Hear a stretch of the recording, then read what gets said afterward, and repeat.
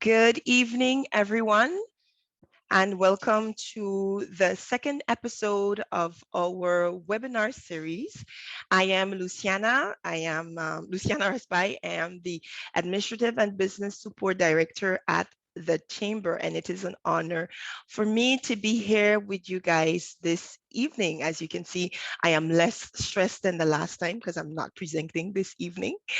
So I do hope that those who participated in the first episode were very much satisfied with the information that was giving, and that it was valuable information in order to allow you to move forward with your project. As a reminder, this is a project that is co-financed by the Economic and Social Funding for New Entrepreneurs. This evening, we will be presenting on how to design your business model. And we have the honor this evening to have as presenter Mr. Jean Arnel, who is the managing partner of Computech. To give you some information of his background, he is currently serving as managing partner at Computech. Jean is responsible for leading Computech infrastructure services and outsourcing businesses, as well as general and strategic management. From a technical perspective, he is focused services design and delivery on emerging technologies such as big data, blockchain, and Internet of Things, particularly how they drive business outcomes. Upon graduating from the University of Paris-Dauphine in France, Mr. Arnel and his cousin Alain Roper founded Computech, an IT services company specialized in IT, strategy consulting, technology services, and outsourcing. Mr. Arnel holds a Bachelor of Science in Computer Science from University Paris-Dauphine, France, a Master's of Science in Finance from Wharton Schools of Business, as well as several industry-recognized certification. He is a member of the alumni of Harvard Kennedy School of Government, MIT Center for Information System Research, and on RSD Scholar of the Wharton School of Business at the University of Pennsylvania. A recognized technology leader known for crafting the requisite strategic vision to achieve business goals. Jean has also been a frequent speaker at technology events in the Caribbean. So you see that he has a profound knowledge in technology, but also in business as well. So this evening, Mr. Arnel will be giving your presentation on how to design your business model for 45 minutes. Then we will have the question and answer segment. During the presentation, there will be no question asked. I encourage you to jot down your questions and the discussion segment, and they will be addressed after his presentation. Or if after his presentation, you would like, of course, to ask your question directly to him, you may raise your hand using the emoji and you will be giving the cue to ask your question. So with no further ado, I will now give the floor to Mr. Arnel for his presentation this evening, and I will be back for the question and answer segment.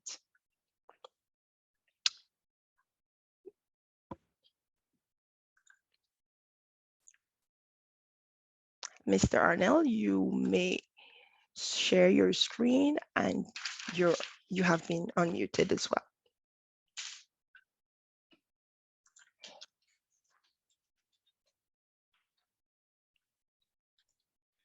Great, thank you, Luciana.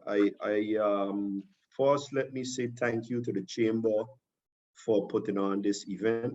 I want to recognize the President of the Chamber, Angèle Dormois, and the members of the Board of the Chamber, and the great people that you worked with, whether it's Malaika, Marie, and all of the rest of the staff under the directorship of Julien Bataille. Thank you for the invitation and the opportunity to speak.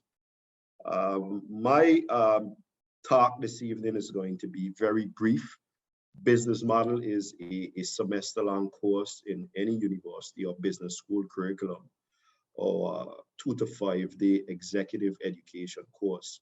So I'm going to try to be as practical as possible tonight, sharing my experience as an entrepreneur, but also looking at the importance of business models. Now, a very important point here, um, as we walk through the presentation in terms of how we design business models.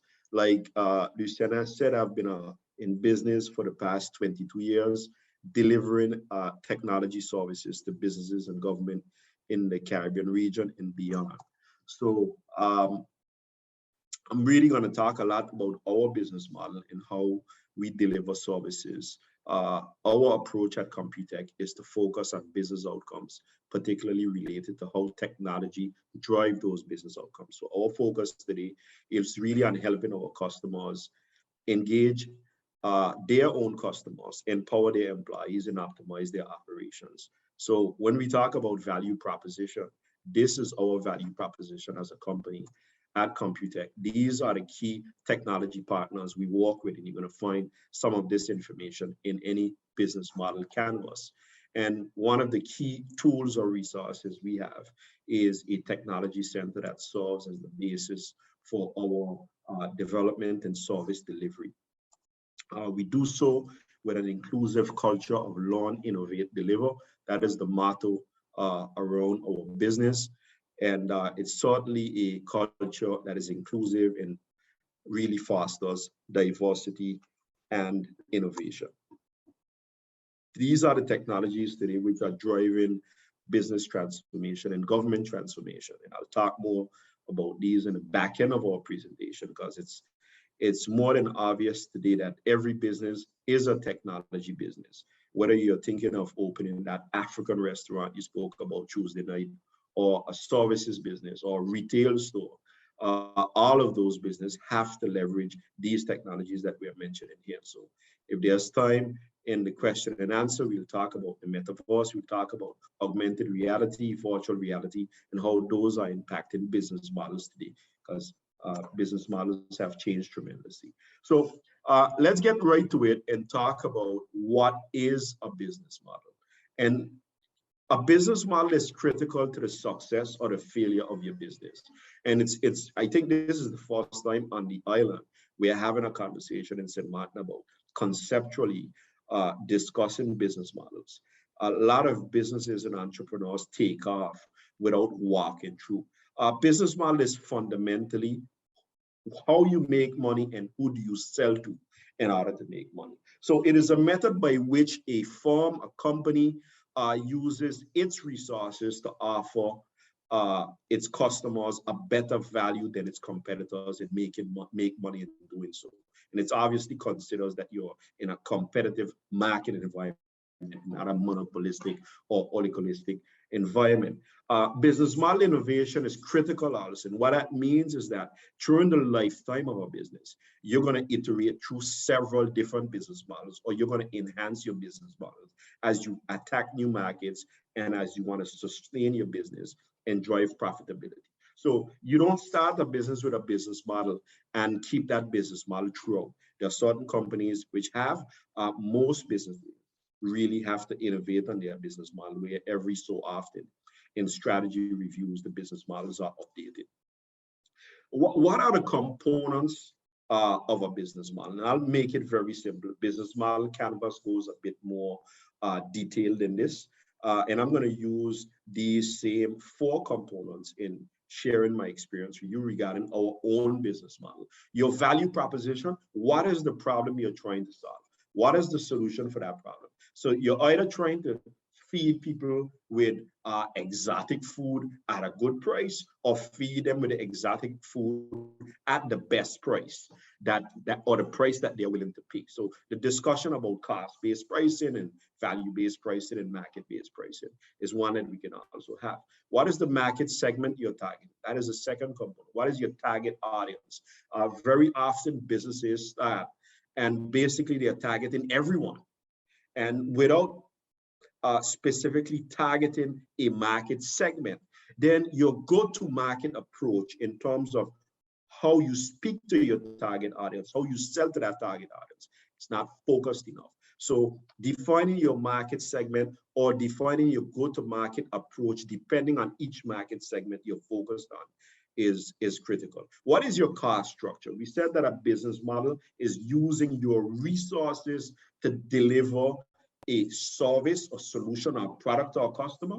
So in order to do so, there is a cost structure. You're either a retail business where you're buying stuff and selling it at a good price as it is, or you're making some kind of transformation to goods, or you're delivering some kind of value-added service. So what is the cost of production?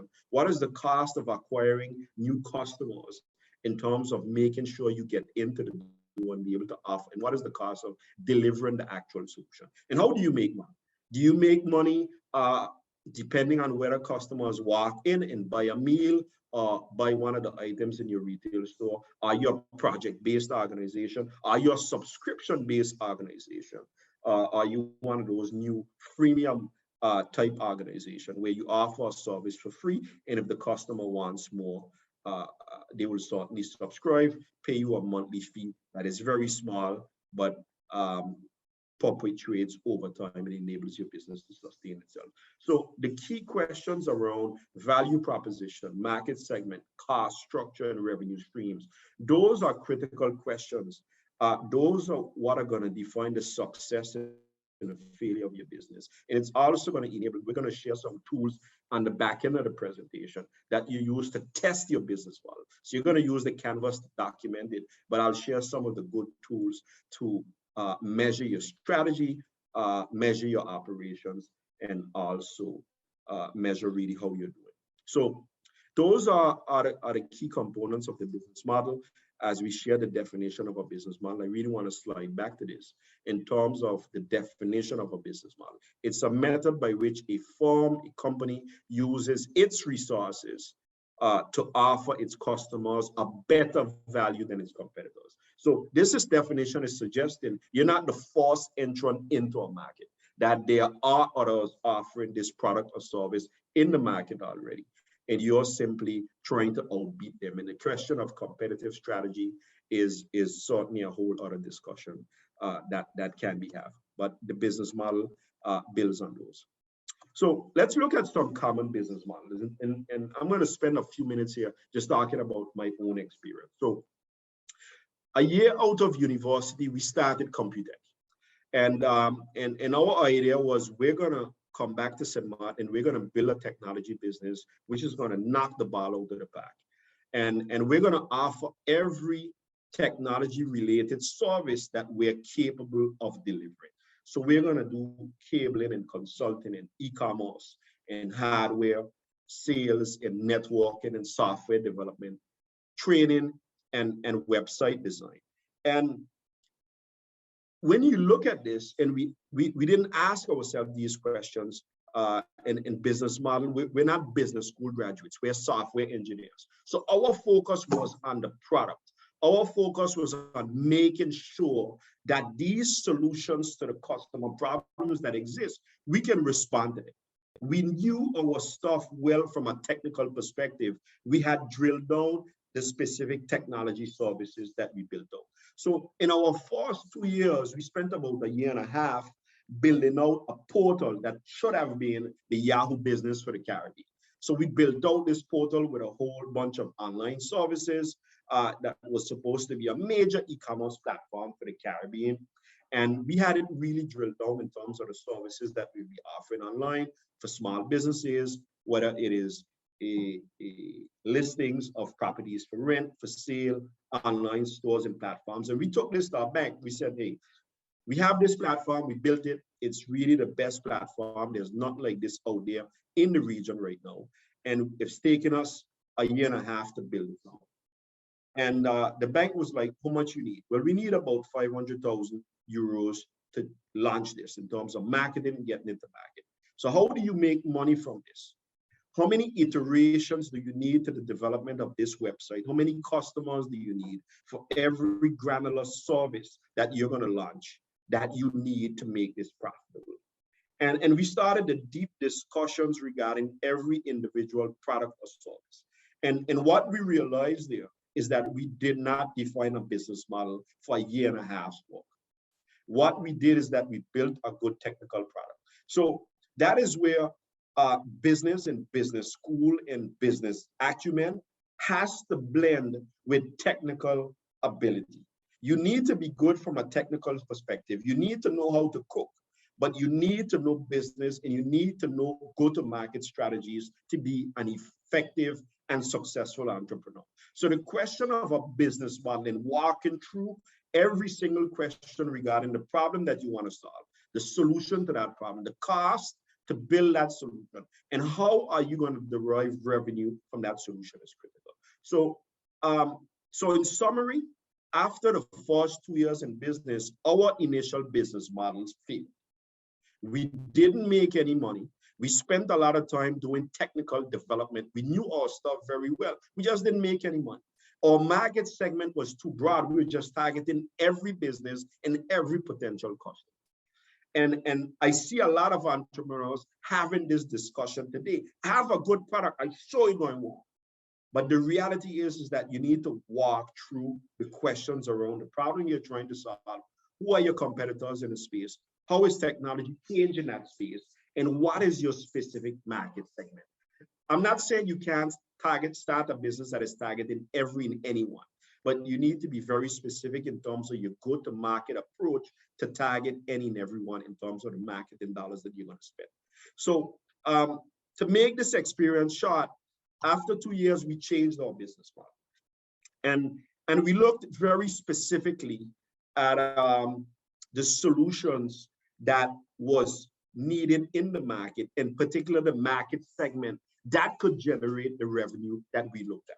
So we segmented our market in terms of very clearly defining what is a large business, what is a local government, and what is the regional space, the defined addressable market space that we are trying to get. And we define a clear services offering. It's not in the slide. And that clear services offering, we basically scrapped everything we had previously in terms of our solution offering. And we really drilled down our products and services that we ordered then only to 2 things. So at that point, we were only offering software application development and infrastructure deployment services. And that is what we offered in the second stage of our business development. We were successful, we made money, and this enables us to really finance the other stages of our development and expand on our value proposition to our customers, expand on our reach, certainly grow in terms of staff, and grow in terms of resources in general, in terms of building out the resources that we have to deliver even more services to our customers and keep up with technology evolution. So this business model have gone through at this point 4 iterations in 22 years. We're actually on the 5th iteration or the 5th stage of our development. But the point I'm trying to make here, based on my experience, is saying, one, we didn't have a conversation previously about walking through our business model in terms of what you're building, for what problem, for which customer, and how is that customer going to be. Business is fundamentally about making money. So a business model has to ask the question, how much does it cost to build and how much you're going to sell it for? If you're not thinking of making money, then you need to be in another type of business. You're a not-for-profit, what we call associations or foundations. Business is about making money, because making money is how you're going to pay employees, you're going to compensate your investors, you're going to provide all of the corporate social responsibility in terms of doing for the community. So this discussion and this question of a business model is, what are you selling to whom and how much are they willing to pay for it? And the idea is to make sure that your target customer is willing to pay the maximum amount possible. So I mean, certainly in the course that a chamber is going to offer, you're going to have a discussion about cost-based pricing, value-based pricing, market-based pricing, and those topics. This is certainly too short of an event to go through those discussions, but there are certainly various pricing models around this. So the most common business models that we saw are retail business models, where you buy from suppliers, wholesalers. You as a retailer, You may store some stuff. You may have drop ship operations in terms of getting stuff in, and you put them on the shelf and you retail them. And the challenges that you're going to find here has to do with both distribution risk and financial risk. If you're keeping stuff on the shelf beyond your credit terms with your wholesaler, then you're in trouble. If your wholesaler is saying you got 60 days to pay me and you're keeping stuff on the shelf for more than 60 days, then you have a problem. So the retail business model is referred to as a B2C or business to consumer business model, where a customer sells a final product that he bought. It doesn't add necessarily any value to those products. So what is very key here in this retail business model is ensuring the distribution risk in terms of shipping costs, because those are going to add into your cost structure, but also the warehousing that you're going to have, the retail space that you have. And this is where the notion of online commerce, as well as drop shipping and deliveries to your end customers, are certainly areas which are going to help you to expand the retail business. Now, lots of restaurants on the island, lots of people want to create this restaurant. And there was some idea last Tuesday about an African restaurant and how well it's going to do in terms of providing high quality African food. Now, Africa is a vast continent. There are certainly different cuisines across Africa. So the idea is to really walk through what is really the appetite of the market for that African food, and what is your consumers or your target consumers, depending on who you're targeting, whether it is a local population, a tourist population, or middle income or upscale population. How many iterations of those? Because there are a lot of entrepreneurs that say, well, I want to have this upscale restaurant that offers service that there is no other. But in the end, how many persons are going to walk through this restaurant on a daily basis to ensure that you can meet your fixed expenses and continue to grow your business? So the fundamental question in a restaurant business is really volume. How do you drive volume? Because you got cooks on the books, you got restaurant space to pay for. How are you driving volume? And one of the points that I really want to make here is that in the world we're in today, there should not be a restaurant business model that does not consider both online ordering and delivery service. We've seen it in the pandemic. Restaurants lost every bit of their income. Those restaurants in the US that were able to do curbside pickup was able to salvage at least 40 to 60% of their income. The others were shut down. Many small restaurants are not able to recover up to this point because their restaurant space was empty. They still have that fixed expenses. They still have the plant and equipment to pay the banks for. So there should not be a restaurant business model today, in my view, which does not consider the use of technology, both in terms of how we use technology to reach customers, how we use technology to push ordering from customers, and thirdly, how do we use technology to deliver to our customers? Now, some may say, well, we can't offer 5-star food in a bucket to our customers through a delivery service.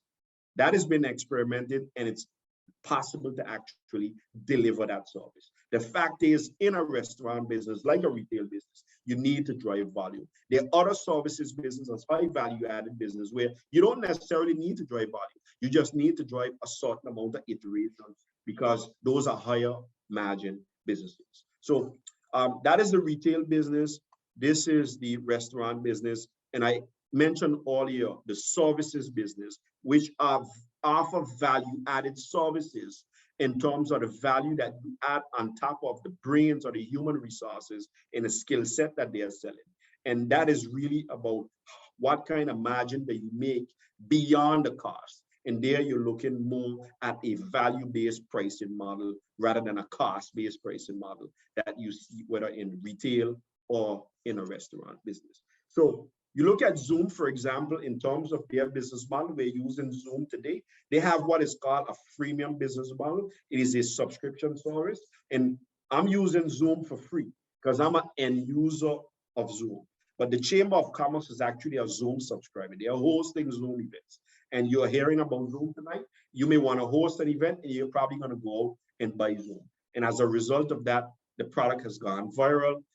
It has driven direct sales from Zoom to enterprise customers to the point that schools are using Zoom churches are using Zoom, and a lot of different consumer groups are using Zoom as a paid service. So it's a platform that was built out. It's an actual service business, and they're simply selling that service on a subscription basis, where you can either pay as you go or you pay for Zoom as a service on a monthly basis. So these kind of freemium business models have become more common, less common, obviously, in our geography, but they are more and more common globally. So let me just wrap up briefly by introducing a few tools here. And I'm certainly leaving a lot of time, I hope, for Q&A. The first is the business model canvas. This is a tool that is well recognized, that helps you to have a conversation and really walk through how you're going to solve your customer's problem. In terms of what is your value proposition? What is the product or service that you're going to offer? Is it a software service? Is it a restaurant? Is it a retail store? What is that business going to sell? And what are the key activities and key trading partners involved in ensuring that you can prepare that product and you can sell it? What are the key resources that you need? If you're building an African restaurant, well, you certainly need to make sure that your chef knows African cuisine, because you can't have a French chef preparing African cuisine. Some persons may wonder what region or country in Africa those meals are from. So you certainly have to acquire the right resources to deliver the right value to your end customers. And how do you build out customer relationships? How do you segment your customers? And what are the channels you use? If you're in a restaurant business, are you going to have one deployment of your restaurant? Are you going to have several restaurants? Are you going to be simply enabling your customers to order online and deliver to them through a distribution channel using independent or your own drivers, for example? So the business model canvas really helps you to document and to think through from start to revenue generation, your business. And this is certainly a very good tool to work with in the subsequent workshop that the Chamber offers. It's really a workshop about walking through this and looking at existing ones. Now, here is another tool that is very interesting to think about and to use. And I'm really simplifying this one to the maximum because this really isn't the place for it, but I wanted to introduce it. Business is about making money. And there is a tool that is called net present value, or it's actually called discounted cash flows. And this tool is really about saying, okay, I want to invest in a tour bus business, or I want to build a restaurant. Those are the two ideas and the two projects that I have. So which is the better investment? So what it pushes you to do is look at the net cash flows generated by each business over a certain period of time. So in the scenario that I have here, you have a project A, which is a tour bus business, costs you $100,000 to buy a tour bus or $50,000 to build out a new restaurant. The tour bus business over 4 years derives $20,000 a year. You have signed contract, it's going to deliver $20,000 a year. At the end of the 4th year, year 5, you sell the bus for $50,000. And then you can buy a new bus and do whatever.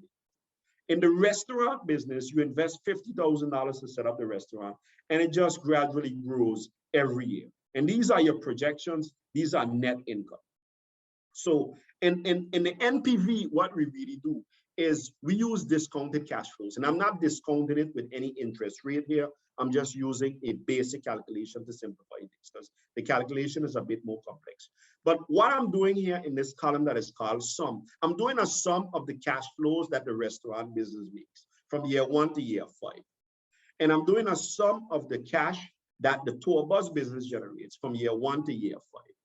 So the tour bus business will generate $130,000. The restaurant business will generate $80,000 in terms of its present value or its sum of income over the period of 5 years. So if we look at this, we'll say, well, 130,000 is certainly more than 80,000. And then the tour bus business required an investment of 100,000. The restaurant business required an investment of 50,000. So in a net present value calculation, what we do as we discount the cash flows, we actually deduct the investment from the sum of the incomes generated. So for example, in the case of the tour bus project, your NPV would be 30,000. And in the case of your restaurant project, your NPV would be the same, 30,000. So the idea here is to be able to choose a project that has the better NPV. That is it. Once a project, first of all, has a positive net present value, you choose the one that has the better NPV because in aggregate terms, the sum of net cash flows is more. And so this is another tool that is used to actually look at which project, which business idea, which investment is more profitable if you're choosing between different products to launch or different ideas. Now, this can certainly become more complex. You can add new investments to the restaurant. You can add new products to the restaurant or eventually new locations to the restaurant. You can add a couple of more tour buses, adding investments at different. I kept it as simple as possible. The third tool is the balance scorecard, which really helps you to map out your strategy and define targets. So how many customers we're targeting for the first year?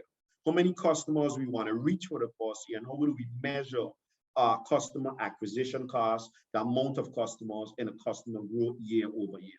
So the balance scorecard really balances out in terms of saying, listen, to acquire customers and to produce, improve our business processes, we need a certain amount of learning and growth. We need to learn to cook that African food. We need to learn to drive a bus and get our license. We actually need to learn to talk to tourists, which are going to be on the bus. So those are the learning and growth, which drives customer acquisition, drive customer loyalty, drive customer satisfaction through business processes. And they obviously drive financial targets to the top. Those are the MPVs that we spoke about.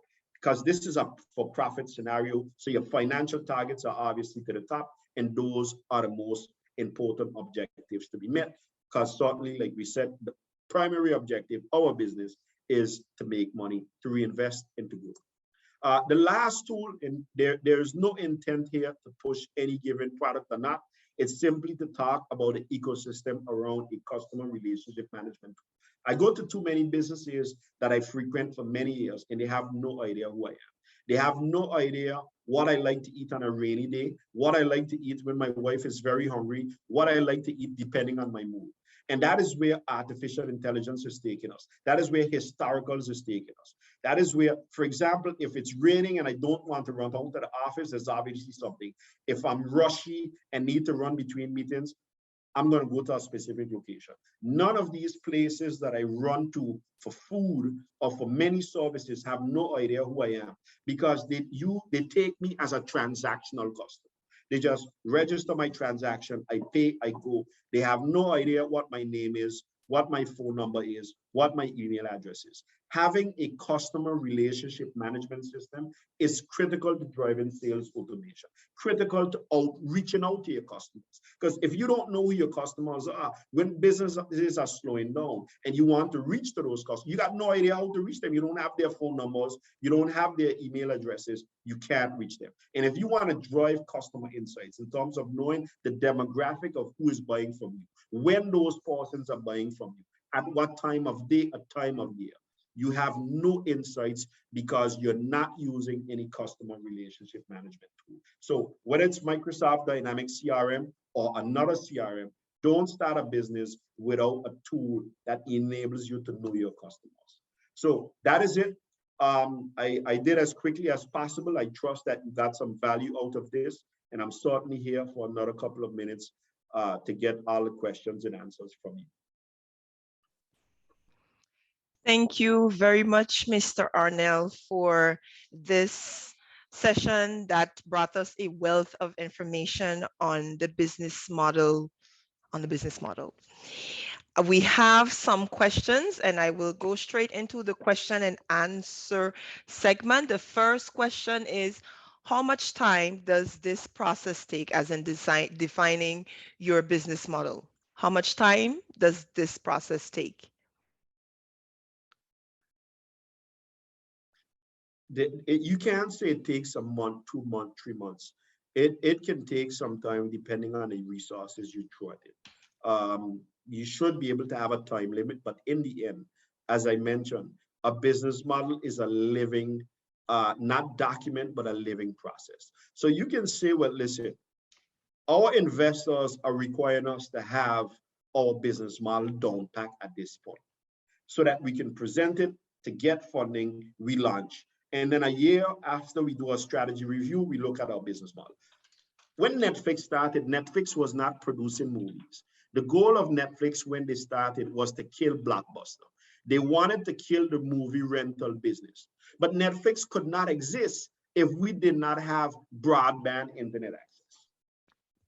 There were times when every one of us had cable TV. So there, your business model sometimes may be in advance to where we are in the world, where we are in terms of technology. It may be advanced in terms of your customer needs in the market. And that is very important. So you can say this is going to take you 3 months. You're going to go to your banks and your investors and present it to them, and you can kick off. But that is not the end. Technology, consumer behavior, and a lot of different factors are actually going to change your business model. So the concept of business model innovation in terms of making sure you regularly look at what your business model is and how do you modify your business model or update it when you're going after new customer segments, new markets, or you simply want to sustain your business over time. Prime example, Zoom and other cloud computing products did not exist 10 years ago, but there were video conferencing products which were very expensive and only large corporations could buy. And those companies either do not exist anymore or they have had to adapt or be merged with the Zooms of the world and the Microsoft Teams of the world, et cetera, et cetera. All right.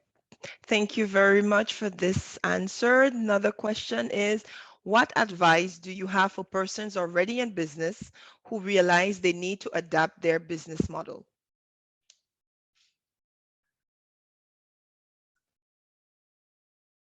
Oh, that's easy. Stop and adapt it. You need to stop and walk through. There are a lot of businesses that are going that can make more money or that is in reality not making any money. And so we've had it as a culture in business, through my experience, to regularly stop, look at what you're doing, look at your customers, know where your customers are going, and obviously know where technology is going. So you regularly need to do strategy reviews and stop and look at your business model, update it, and push on from there. I just have a question. When you say to stop your business, does that mean stopping your operation? No, it Okay. does. What it means is that the business stakeholders or shareholders need to go to the drawing board and actually take a look at their business model in terms of taking a look at their cost structure, their value proposition, their pricing, the market they're in, and where they're going next in terms of market, where they're going next in terms of new products, and where customer trends are going. That is what I mean. All right. Next question. At what point should you define your business model when writing your business plan? It's an integral part of your business plan.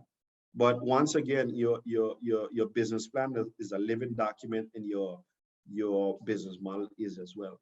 So you don't have a fixed business plan. You're going to have to review your business plan on a regular basis.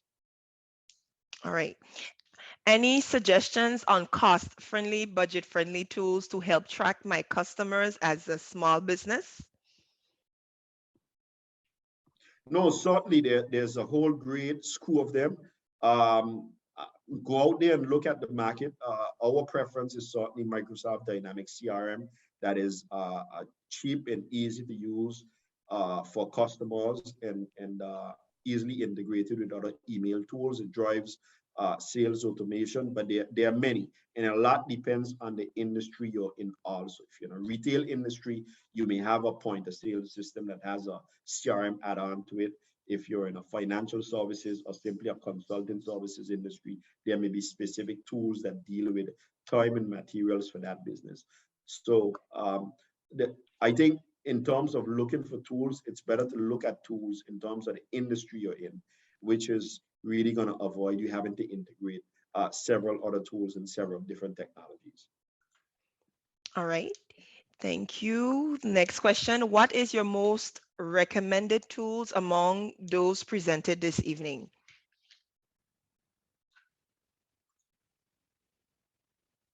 In fact, all of them. Entrepreneurs use all of those tools all of the time. So you're going to be using a balanced scorecard when you're sitting down with your other shareholders and doing strategy reviews.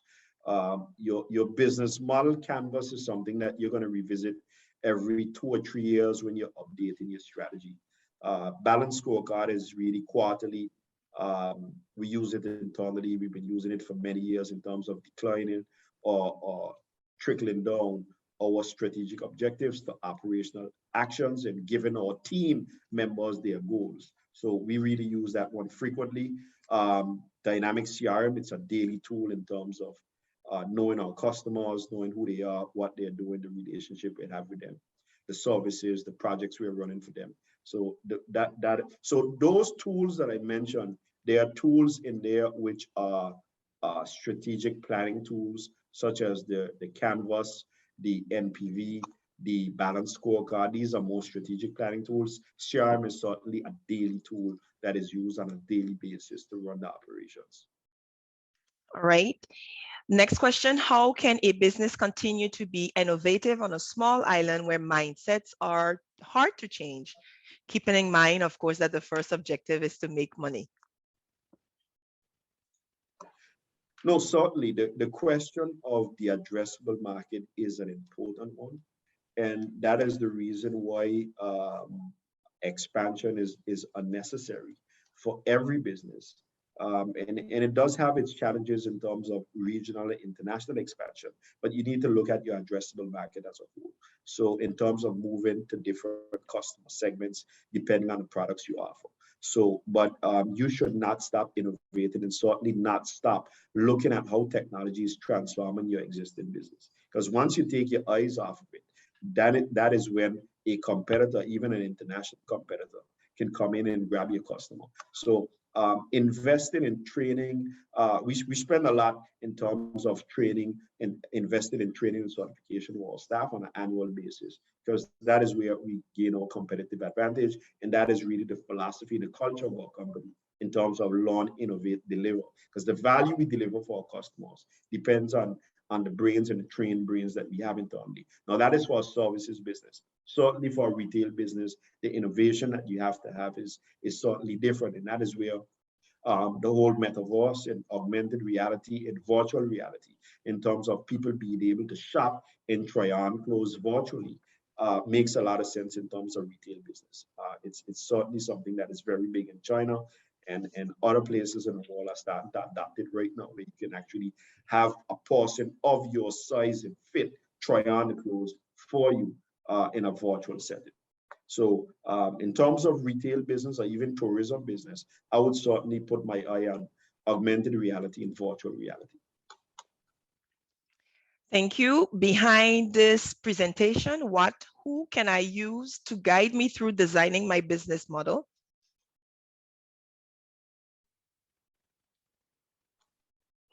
I think that's a question for you.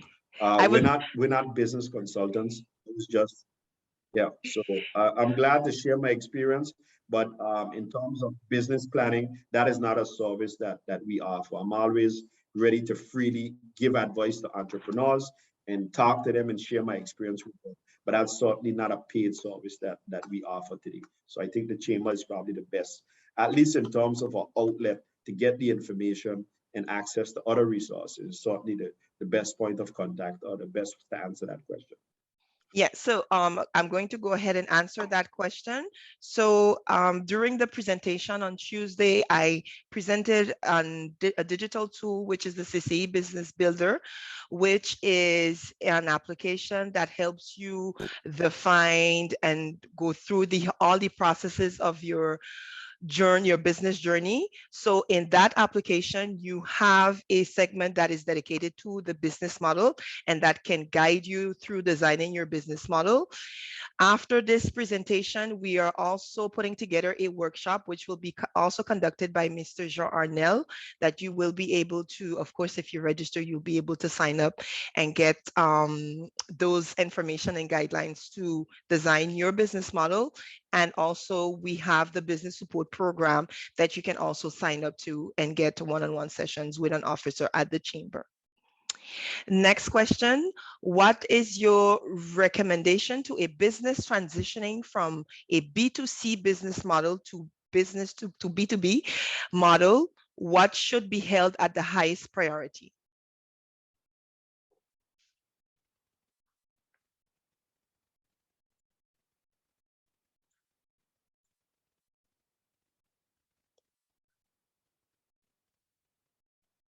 Did we lost? Oh. Do you need me to? Wait 1 minute. Let me reactivate your mic.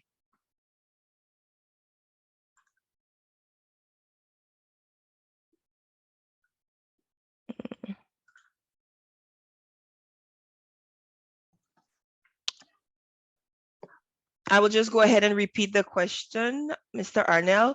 What is your recommendation to a business transitioning from a B2C business model to B2B model, and what should be held at the highest priority?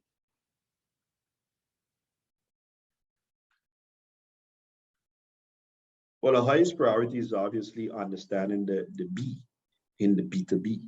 So understanding your target market segment and how much that, let's say you have a restaurant business and you're moving on from walk-in restaurants to everyone, and you want to have a corporate restaurant where you're selling food to businesses. It's really understanding how much businesses are subsidizing meals for their staff, or whether you're getting a concession in a hotel, and what is the business model around that B2B.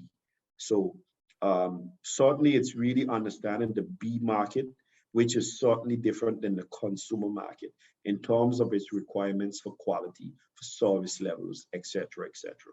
So it's really understanding the B market and understanding who else is in the B market. All right. Next question. I do have a lot of questions. This is good. It means that the presentation was pretty much informative. The next question is it feasible for the first year within the launch to already have staff, knowing that your flow of income has not started to materialize as yet?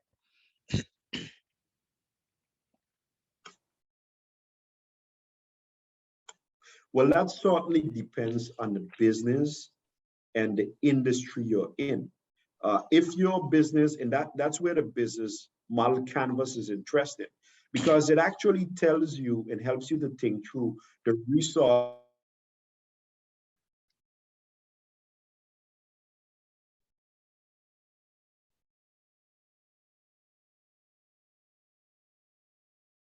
I think we lost Mr. Arnell. Yes, we did.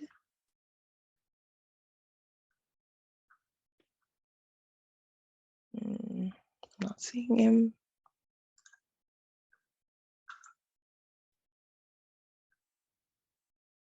Yeah, so I'm not sure what happened there again, but my answer really is, it is certainly, are we back? Yes, we are. We are hearing you. Yes. So here's the point, and this is very important because often here, start small and then grow. However, if you need 5 persons on deck to produce and deliver a quality product from day one, then you need the financing to have those 5 persons. So your business is either going to succeed fast or fail fast. There's no need of lingering the success or the failure. One of the issues that we had early on is our service offering was too large, the market segment was too broad, and we did not have the resources to respond to it. So we made no money. We scrapped it. We drilled it down in terms of offering a limited amount of services because we had a limited amount of resources, although those resources had a lot of knowledge. And then secondly, we clearly identified who we're going to target because we knew through direct marketing how much they were willing to pay. So my answer to that is very simple. The resources that are required for your development and delivery of your product and services are those that you need from day one. And you need to push with those resources. And you're going to define whether the resources has to be internal or whether they can be outsourced. Because you may need marketing resources that don't necessarily need to be on your books. Or you may need other resources which does not need to necessarily be on your books, but you need them as a resource to build out your product and build out your service. So I would say the issue mostly comes from not having the financing to kick off the business at the size that it needs to be kicked off at. And that is really, I would say, lingering or dragging your time to market. That is not a good approach in my view. And I certainly understand the issues in terms of funding small businesses, particularly intellectually property businesses. But the fact is you need to kick off your businesses with the resources that it is required to deliver the product with the quality and hit the market. Thank you for that answer. Next question. We have 3 more questions, and then we're going to wrap up the question and answer segment. When do we know it is time to expand to other markets? I often hear that you should conquer your local market first. Do you agree with this statement?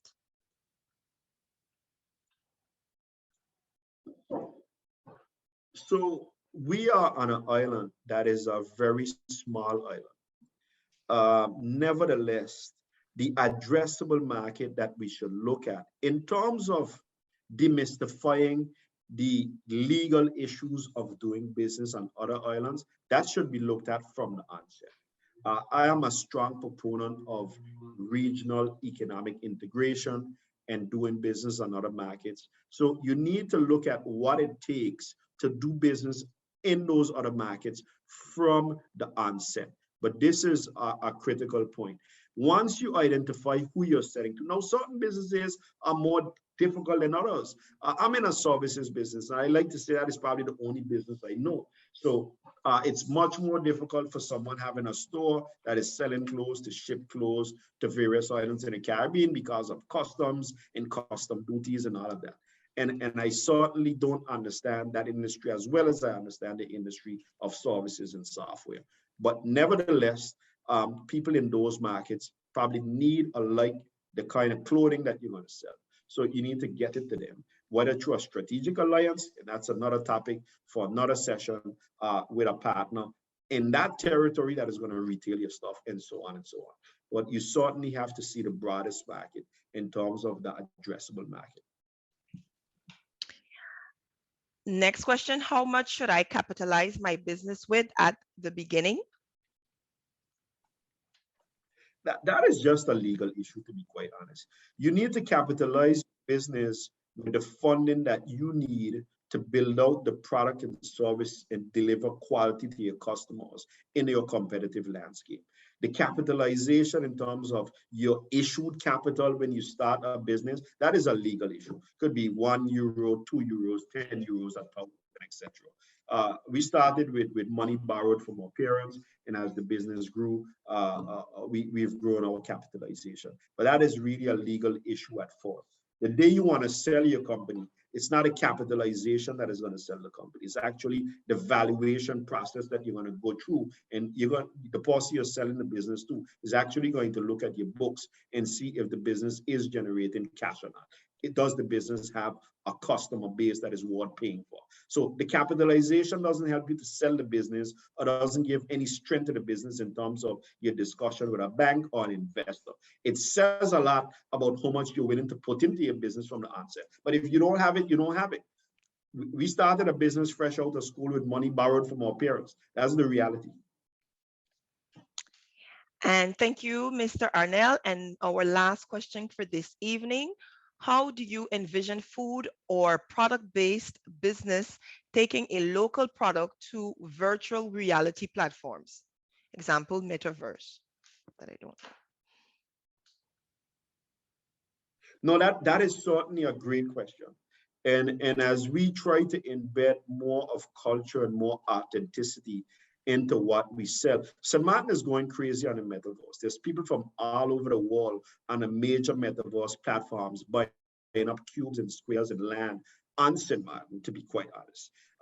I was on a metaverse platform recently and I saw major parts of the island really with flags and already bought up. So it's going to be where we not just play games, but it's a real place for doing business today and the years to come. So I would say that in terms of graphic designers and people building out very appealing graphics in holograms and other stuff, we need to get there in terms of building out what guava berry looks like and what all of the island flavors we want to sell to the tourists so that persons can have that experience before they get here and after they leave here. And there is a lot of emphasis, especially on islands, which has to be, in our view, put on the metaverse platforms, put on augmented reality, put on virtual reality. We have places on this island which were destroyed by hurricanes. You can have a collage of pictures taken by persons who have been here on various occasions and reconstruct those monuments or those areas on the island. So the issue of embedding technology into our existing economic structure is certainly one that is very important. But the answer is yes. The answer is there's a lot of work that has to be done in terms of educating us all entrepreneurs, all the stakeholders on the island. I mean, you're having Carnival in a couple of weeks. You can actually have a parade through the streets of Philipsburg on metaverse platforms, and people will actually pay to have virtual costumes and to be virtually in physical locations that are actually seeing that parade. That's just the reality where we need to get to. All right.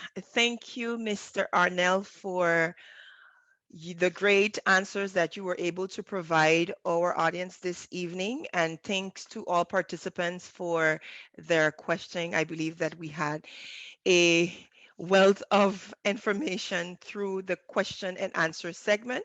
Before everybody jump off, because I know, yeah, that's what happens when we're on virtual meetings. In the comments, yes, I will give you the floor, Mr. Arnell, if you want to share, of course, some last words before I go into the closing.